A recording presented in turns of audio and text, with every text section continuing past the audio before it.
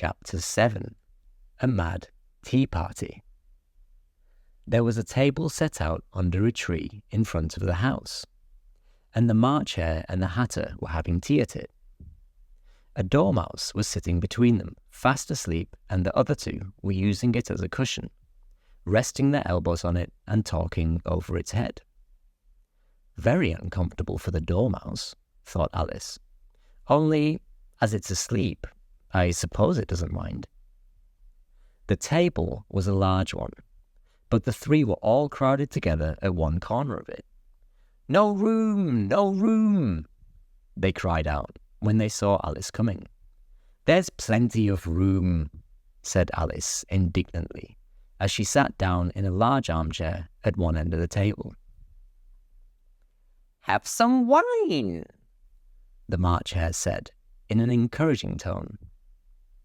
Alice looked all round the table, but there was nothing on it but tea. "I don't see any wine," she remarked. "There isn't any," said the March Hare. "Then it wasn't very civil of you to offer it," said Alice angrily. "It wasn't very civil of you to sit down without being invited," said the March Hare. "I didn't know it was your table," said Alice. "It's laid for a great many more than 3. "Your hair wants cutting," said the Hatter. He had been looking at Alice for some time, with great curiosity, and this was his first speech. "You should learn not to make personal remarks," Alice said with some severity. "It's very rude." The Hatter opened his eyes very wide on hearing this, but all he said was, "Why is a raven like a writing desk?" "Come, we shall have some fun now," thought Alice. "I'm glad they've begun asking riddles. I believe I can guess it," she added aloud. "Do you mean that you think you can find out the answer to it?" said the March Hare. "Exactly so," said Alice. "Then you should say what you mean," the March Hare went on. "I do," Alice hastily replied. At least I mean what I say. That's the same thing, you know." "Not the same thing a bit," said the Hatter. "You might as well say that I see what I eat is the same thing as I eat what I see."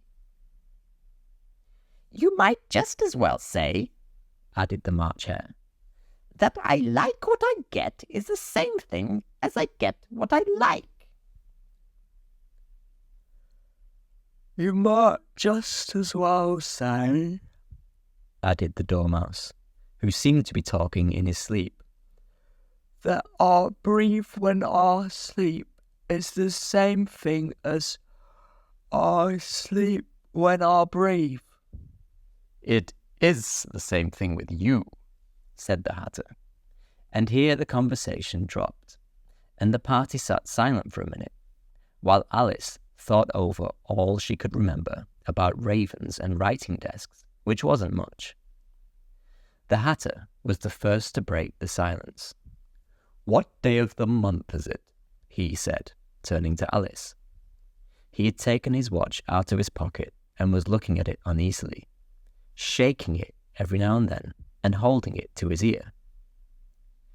Alice considered a little and then said, "The 4th. "2 days wrong," sighed the Hatter. "I told you butter wouldn't suit the works," he added, looking angrily at the March Hare. "It was the best butter," the March Hare meekly replied. "Yes, but some crumbs must have got in as well," the Hatter grumbled.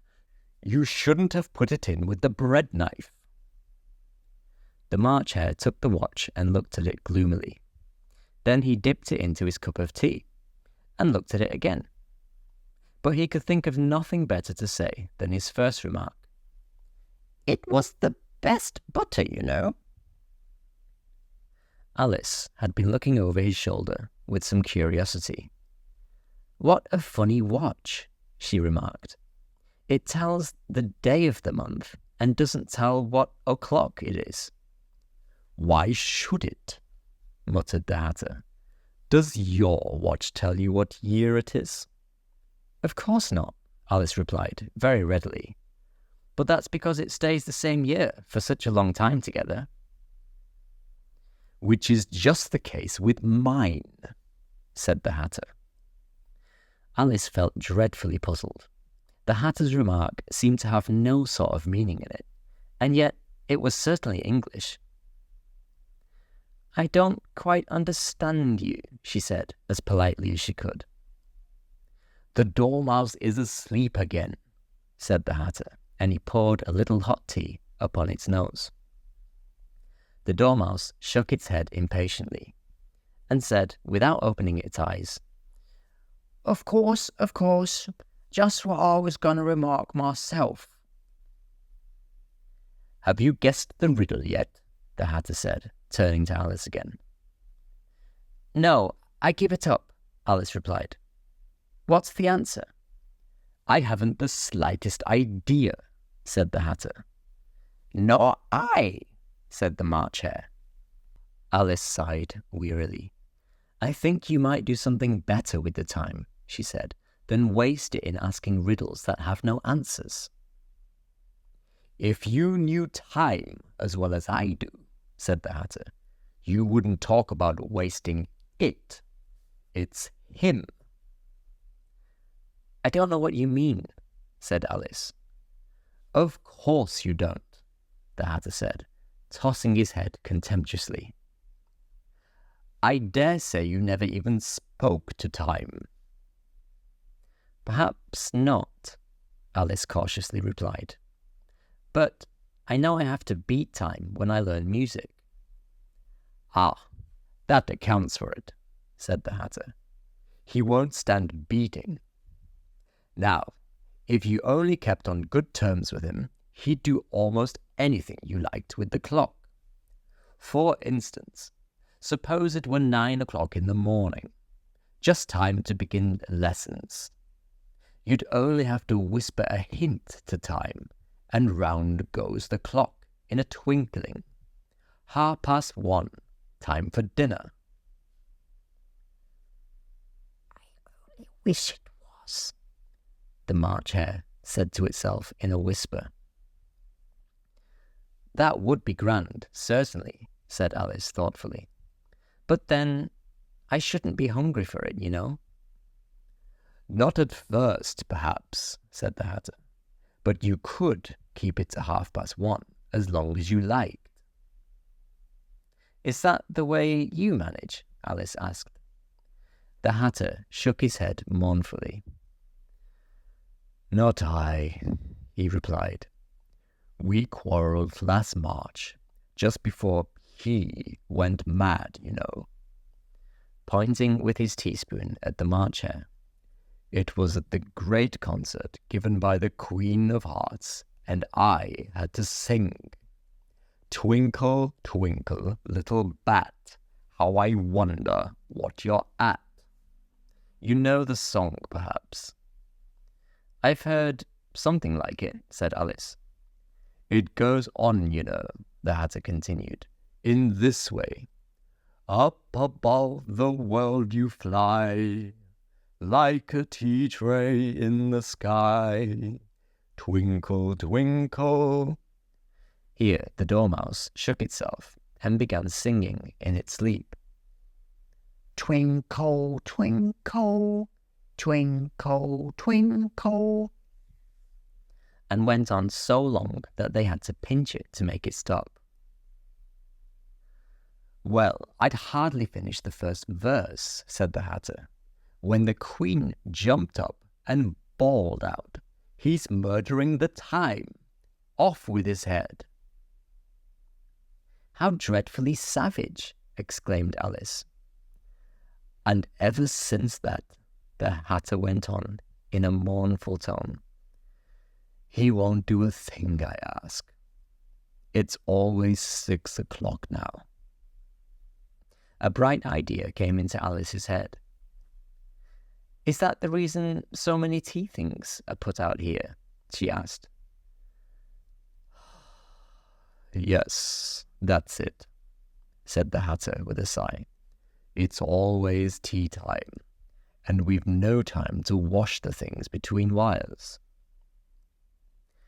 Then you keep moving round, I suppose, said Alice. Exactly so, said the Hatter, as the things get used up. But what happens when you come to the beginning again? Alice ventured to ask. Suppose we change the subject, the March Hare interrupted, yawning. I'm getting tired of this. I vote the young lady tells us a story. I'm afraid I don't know one, said Alice, rather alarmed at the proposal. Then the Dormouse shall, they both cried. Wake up, Dormouse! And they pinched it on both sides at once. The Dormouse slowly opened his eyes. I wasn't asleep, he said in a hoarse, feeble voice. I heard every word you fellows were saying. Tell us a story, said the March Hare. Yes, please do, pleaded Alice. And be quick about it, added the Hatter, or you'll be asleep again before it's done. Once upon a time there were 3 little sisters, the Dormouse began in a great hurry, and their names were Elsie, Lacey, and Tilly, and they lived at the bottom of a well. What did they live on? Said Alice, who always took a great interest in questions of eating and drinking. They lived on treacle, said the Dormouse, after thinking a minute or two. They couldn't have done that, you know, Alice gently remarked. They'd have been ill. So they were, said the Dormouse. Very ill. Alice tried to fancy to herself what such an extraordinary way of living would be like, but it puzzled her too much, so she went on. But why did they live at the bottom of a well? Take some more tea, the March Hare said to Alice very earnestly.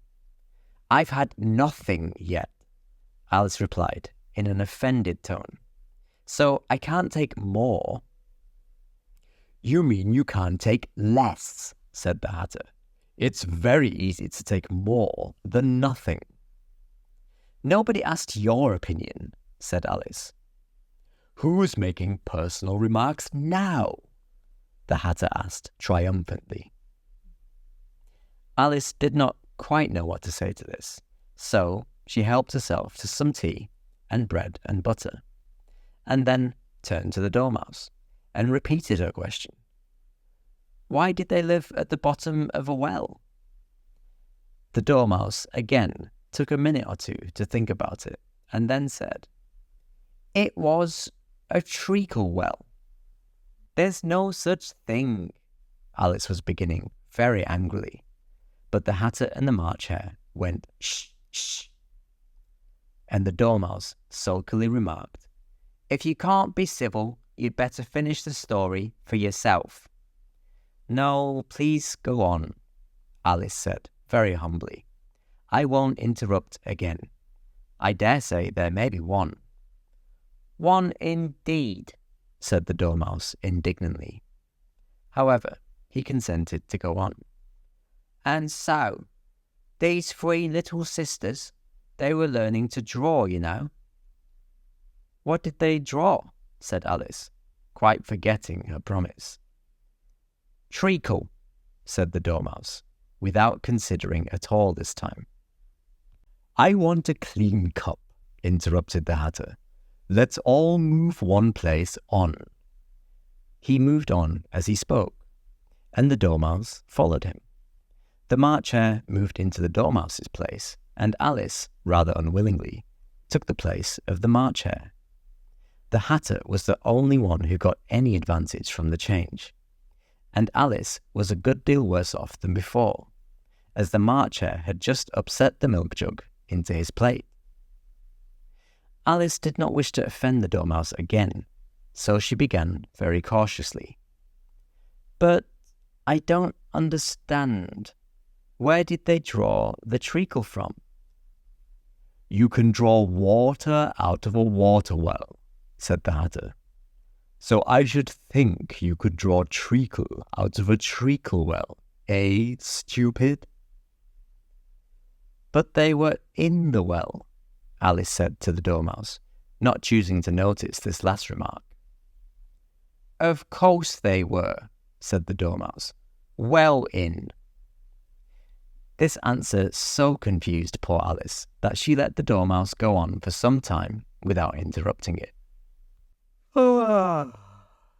They were learning to draw, the Dormouse went on, yawning and rubbing its eyes, for it was getting very sleepy.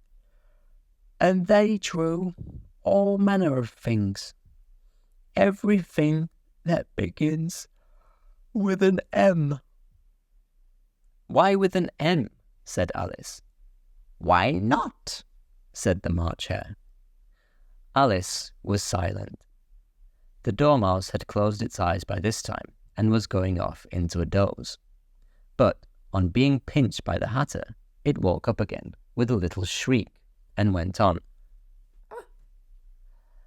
That begins with an M, such as mouse traps and the moon and memory and muchness.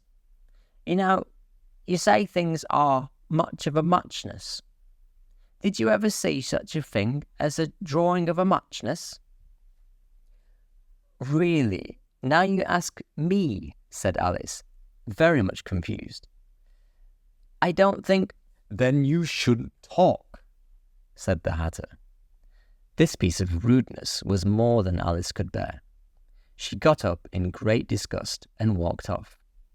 The Dormouse fell asleep instantly, and neither of the others took the least notice of her going, though she looked back once or twice, half hoping that they would call after her. The last time she saw them, they were trying to put the Dormouse into the teapot. At any rate, I'll never go there again, said Alice, and she picked her way through the wood. It's the stupidest tea party I ever was at in all my life. Just as she said this, she noticed that one of the trees had a door leading right into it. That's very curious, she thought. But everything's curious today. I think I may as well go in at once. And in she went. Once more she found herself in the long hall, and close to the little glass table. Now I'll manage better this time, she said to herself, and began by taking the little golden key and unlocking the door that led into the garden. Then she went to work, nibbling at the mushroom. She had kept a piece of it in her pocket, till she was about a foot high. Then she walked down the little passage, and then she found herself at last in the beautiful garden among the bright flower beds and the cool fountains. That was Chapter 7, A Mad Tea Party.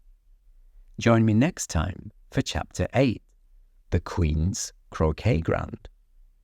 And for now, good night and have a long, peaceful sleep.